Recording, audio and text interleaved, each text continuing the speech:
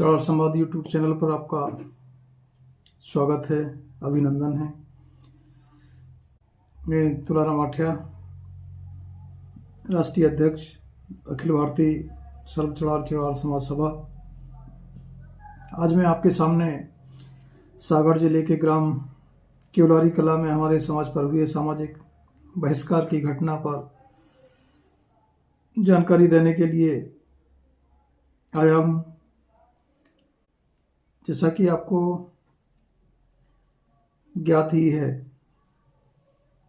कि पिछले महीने ग्राम केवलारी में सवर्ण समाज के कुछ प्रभावशाली लोगों द्वारा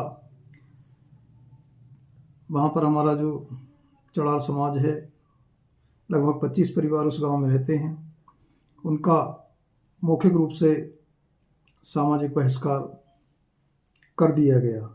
उनका जो तर्क था वो ये था कि चढ़ार समाज के लोग भोजन में अपनी पत्तल स्वयं नहीं उठाते। इसको आधार बनाकर उन्होंने हमारे समाज का मौखिक तौर पर बहिष्कार किया। उन्होंने सामूहिक रूप से इस तरह की कोई बैठक नहीं की जिससे वो कानूनी रूप से अपराध की श्रेणी में आ सकें। पत्तल नहीं उठाना तो एकमात्र बहाना था, लेकिन वहाँ पर जो सैकड़ों साल की जो परंपराएं अभी भी चली आ रही हैं जातिगत भेदभाव की, मुख्य कारण वही था। उन्होंने हमारे समाज को उनका पूरा हुक्का पानी बंद कर दिया। जो गांव के सामाजिक कार्यक्रम होते हैं सामूहिक रूप से, जिसमें सभी जातियों को बुलाया जाता है, उसमें हमारे समाज के जाने पर पाबंदी लगा दी गई। और वहाँ पर जो देखने में आया कि वहाँ पर हमारे समाज के लोगों को अलग बिठाकर भोजन कराया जाता है, और यहाँ तक कि हमारे समाज के लोग खाना खाने जाते हैं तो उनको बर्तन स्वयं धोने के लिए, अपनी पत्तल उठाने के लिए कहा जाता है। संगठन की टीम ग्राम केवलारी में पहुंची और वहाँ के जो पीड़ित हमारे समाज बंधु हैं उनसे बातचीत की, उनसे सारी जानकारी हासिल की, जिससे इस बात की पुष्टि हुई कि वहाँ जातिगत भेदभाव आज भी जीवित है। जो पिछड़ा वर्ग समाज के लोग हैं उनके साथ आज भी सामाजिक तौर पर भेदभाव किया जाता है। उनको नीचे बिठाया जाता है। यदि वो खाना खाते हैं तो उनके बर्तन स्वयं ही धोने को कहा जाता है। जो सामाजिक कार्यक्रम होते हैं उसमें हमारे समाज के लोगों को आज भी बराबरी का स्थान नहीं दिया जाता। यदि हमारे समाज के लोग इस बात का विरोध करते हैं तो उनको, जो दबंग लोग हैं, उनको डराने धमकाने का काम करते हैं। अभी हाल ही में जो घटना हुई उसको लेकर पूरे गांव में भय का वातावरण है।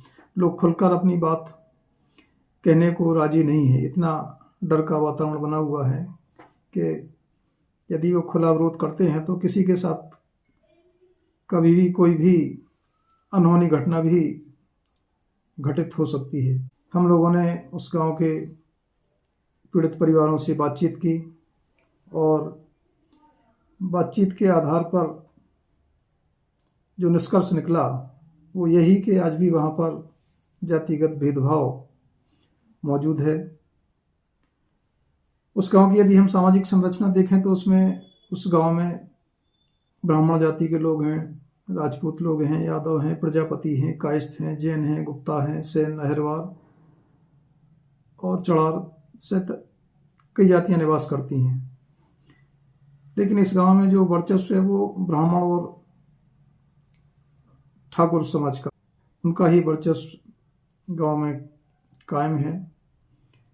ग्राम पंचायत में भी वही लोग प्रभावशाली हैं, और जो कमज़ोर तबके के लोग हैं वो उन लोगों की दहशत के कारण खुलकर इस तरह की जो भेदभावपूर्ण व्यवहार होता है या भेदभावपूर्ण घटनाएं होती हैं उसका वो लोग विरोध नहीं कर पाते।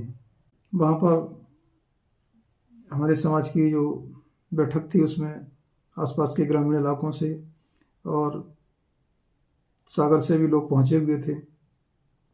यह बैठक हमारे समाज के पूर्व सरपंच श्री नाथूराम आठिया जी के निवास पर आयोजित की गई, जिसमें ग्रामवासियों ने उनके साथ जो दुर्व्यवहार हो रहा है या होता आया है उसके ऊपर उन्होंने खुलकर अपनी राय रखी और समाज के लोगों ने भी अपने सुझाव इस बैठक में प्रस्तुत किए और कुल मिलाकर जो निर्णय हुआ कि यदि भविष्य में हमारे समाज का इस गांव में सामूहिक रूप से बहिष्कार किया जाता है तो तुरंत पुलिस थाने में FIR दर्ज कराई जाएगी। हमारा समाज किसी भी तरह के सामाजिक भेदभाव वाले दबाव को सहन नहीं करेगा। इस तरह की जो कुप्रथाएं गांव में प्रचलित हैं कि किसी के यहाँ भोजन करने जाओ तो समीज अपनी पत्तल उठाओ, इस तरह का यदि व्यवहार कहीं होता है तो हमारे समाज के लोग सामूहिक रूप से इस तरह के किसी भी तरह का भोज होता है, शादी ब्याह, तेरहवीं या अन्य तरह का भोज हो, उसका पूरी तरह से बहिष्कार करेंगे। इस तरह के निमंत्रण में नहीं जाएंगे जहाँ पर अपमानजनक तरीके से भोजन कराया जाता है।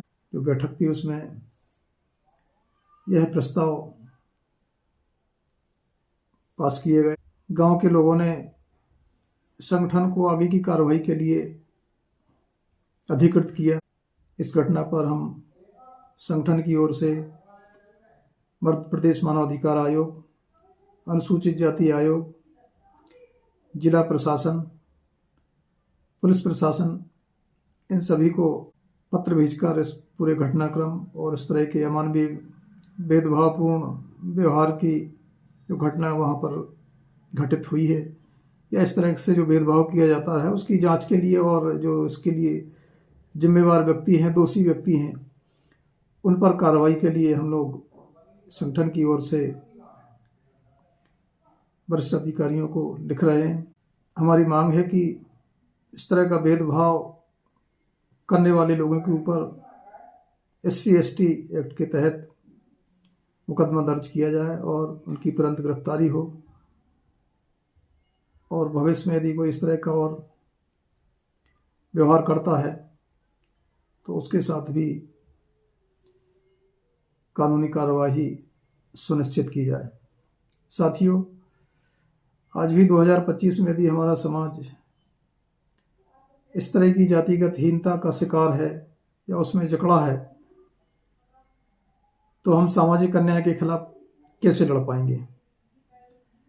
समाज की उन्नति तभी होगी जब हम शिक्षा को प्राथमिकता देंगे।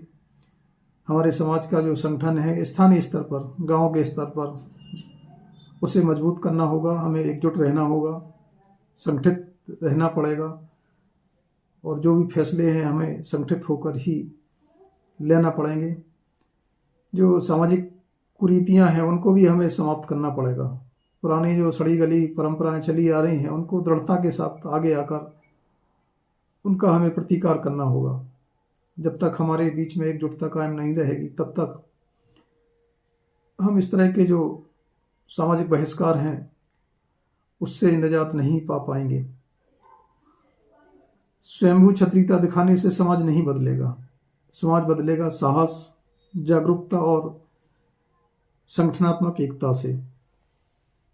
तो मैं हमारे सभी समाज बंधुओं से अपील करना चाहता हूँ, अन्याय के खिलाफ आवाज़ उठाना किसी एक व्यक्ति का नहीं, पूरे समाज का दायित्व है। केवलारी की यह घटना एक चेतावनी है कि हम अभी बहुत पिछड़े हुए हैं, अभी हमारा बहुत संघर्ष बाकी है। आइए हम सब मिलकर अपने समाज को समानता, शिक्षा और सम्मान के रास्ते पर आगे ले जाएं। मैं आप सभी से ऐसी अपेक्षा करता हूं। मैं तुलाराम आठिया, आप सबके साथ, आपके लिए और समाज की प्रगति के लिए जब भी आप मुझे याद करेंगे, इस तरह की किसी भी घटना के खिलाफ मैं आपके साथ, पूरे संगठन के साथियों के साथ खड़ा रहूँगा। जय समाज, जय समानता, जय संविधान।